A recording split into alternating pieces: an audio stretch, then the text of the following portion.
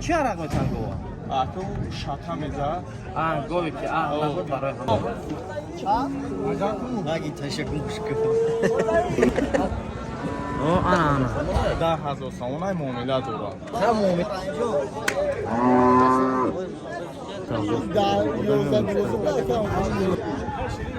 چند سوه کشرینی چک میتم نمر تلفن میتم برای تومای دیگر اگران خالیم بود اسکامه دوزی بعد میدرو یا لایک کیلومتر درک ندارین باز میدرویم نرخ نبود گو مولا برایش ما پیشنهاد میکنیم که مرکز خدمترسانی زیارتشاب طول یک چند وقت میشود که توابط گیمرید را بهر میزاجان خود کشاده اعلان کرده است. شخصانی که در مسکو و مسکوسکی اوبلاست میباشند میتوانند که به سراغ ما انا همون دکان خاکسارانه تاجیکانه ان شاء الله مراجعت کنند برای توابط گیمرید.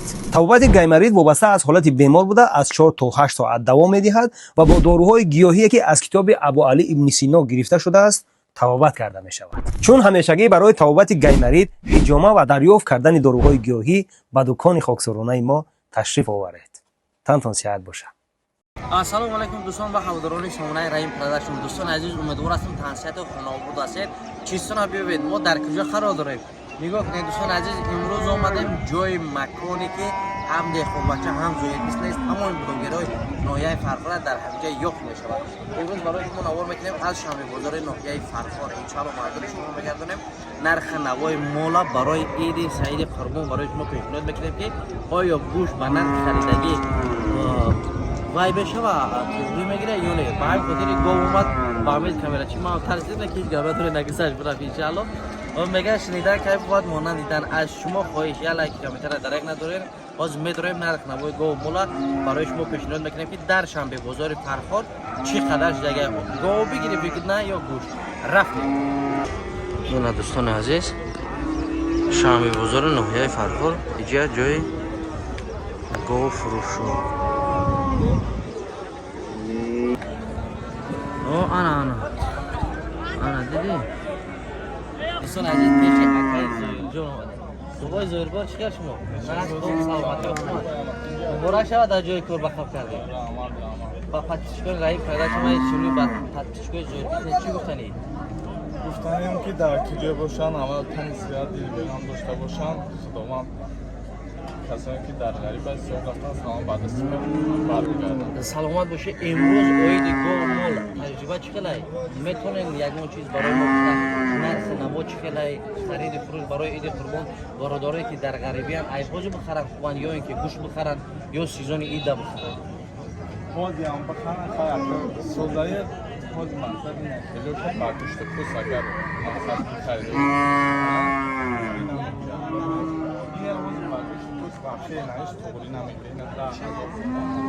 حاضر همه قچه همه مایدک 10,000 سومن های 10,000 سومن معامله دوران خب معامله 100 سومن خیلی یا نه میشه وا او هم خیلی میشه نه خراب میزنه.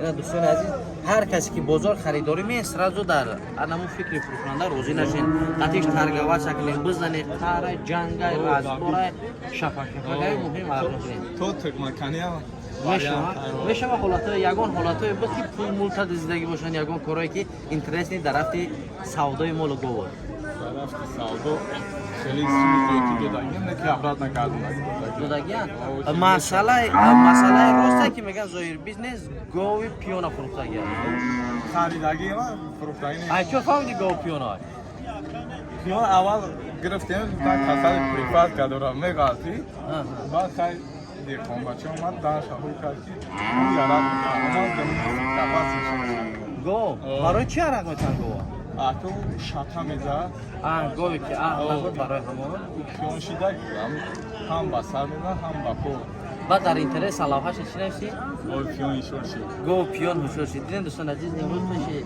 زایر جون اومدیم برادر رضا همه میشناسه بسیار یک شخصیت خوبه و اینچنین بچه امکی دهقان باشه یا با فیلم اولادان همین بیزنس هفتگی امروز هم خواستیم که برای شما کم باشه معلومات بدیم بازی با دهقان بچه‌ها مثل همراه وان گپ بزنیم صحبت می‌کنیم را بازار برای شما ایشون بدیم.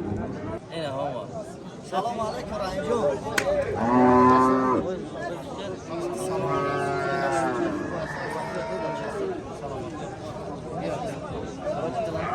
اینا دوستان عزیز اگر دهقان بچه را می‌کنی ایشان به بازار بیاید امروز چقدر اویدی برادرها برای عید سعید قربان انشالله نزدیک شد و نر هیچ پوست با سون برابر نشده سایه اگر چقدر سلام علیکم بکنم اولی پاتوشکو عزیز. سلام علیکم دوستان بینندگان سومای رحیم پروداکشن. امروز در شنبه روی فرمان رحیم خط نو بیم اکناف نو را میبینیم که چقدر نرخ نو خیلی خوب و نرخ نو بیخبری و کاسکا میدونی بعد میدرو خب بینوید نرخ نو بلند نرخ پاستر کردی در سرت میزنه برای کاسکا دو کرده.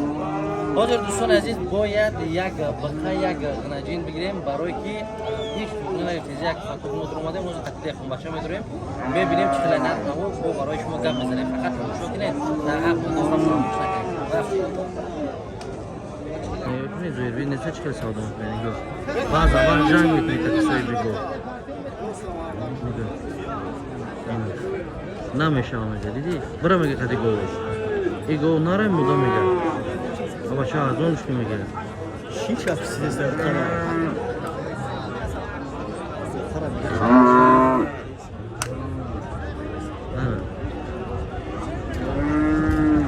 زویر چند شی؟ چند نگاه؟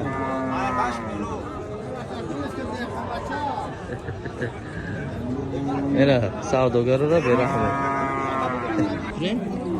چی خیلی این نرخ در درون بزرگ خیلی سوداگر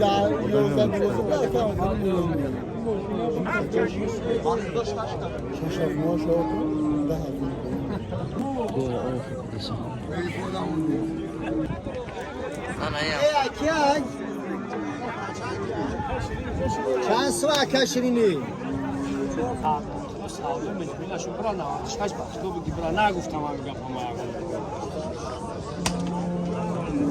برای 50 100 سوم بالا باید دایدس نتی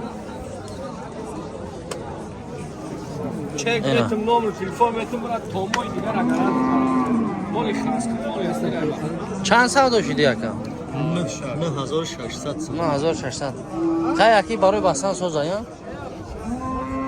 چند قدر میبندی با بزرگ مدروریش؟ دو ماه سه مدت 11 12 میره و؟ نه دو سه مدت و چند سال داشتی؟ میره و کجا؟ اینا استغفر الله روز من میکی باز میده زورت میکنه اینا برادرم اینا دورو 600 سودا ها؟ زیغ نشد روز پخش مستقیم دامد گیست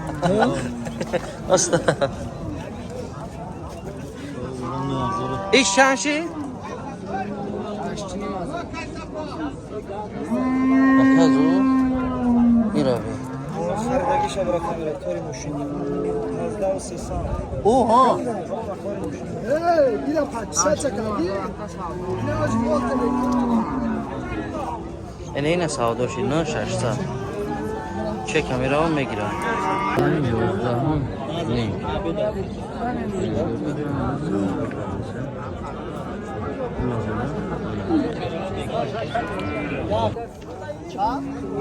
نگی تشکرش کن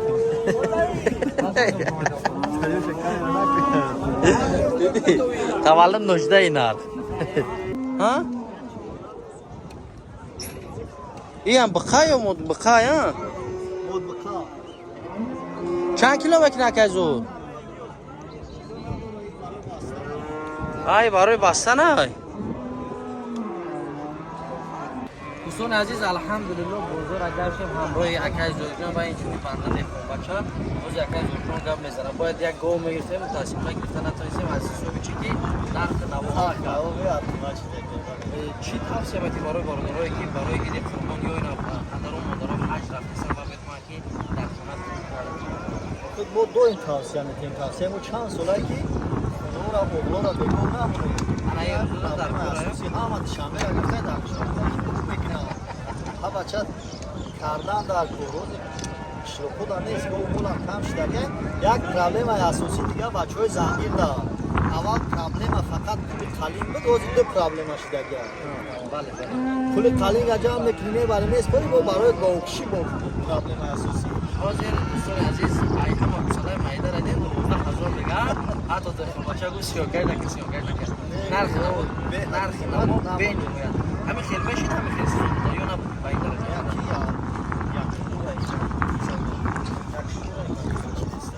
гуфтам дар таърих ҳамин говби нест нав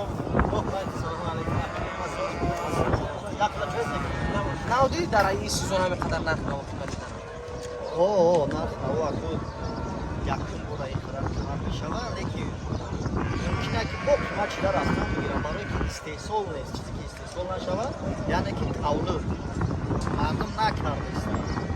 Модагова зиёд кан дар кунӣ гусала зиёд шавад, аҳоли зиёд чидестаишад, шароити мардум соза хурдестанд. Модагошам пиштестанд, буқашам пиштестанд, ҳамашам пиштестанд. Талабот хурдан ҳасту истеҳсол кардан ҳеҷ кас истеҳсол накардастанд. Бачаҳои занги 1 сол арӯз мекунем, 2 сол гов мекунем барои киштанам. Баъд ҳозир родон да гудак таваллуд мешавад, як кас парво надора, оғил да гусала таваллуд мешавад, ихсанира як ҳафта хумада чоштак метавад.